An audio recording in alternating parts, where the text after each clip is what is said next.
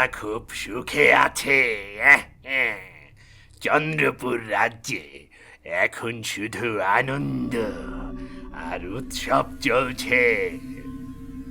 রাজকন্যার প্রশংসায় পঞ্চমুখ সবাই আমি নিজের চোখে দেখে এলাম।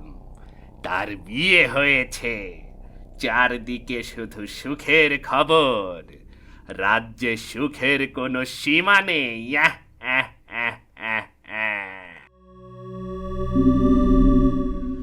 চুপ কর, আর এক মুহূর্ত এই সুখের কথা শুনতে চাই না। আমার কানে বিষ ঢালছিস কেন?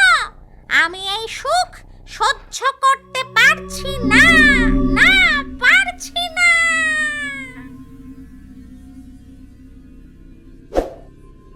ওই মায়াবতীর অহংকার আমি ভাঙচুর করে দেব।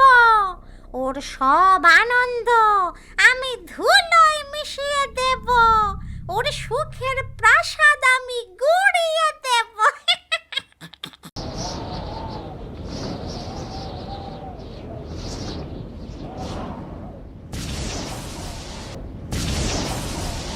আরে হঠাৎ করে এ কি হলো?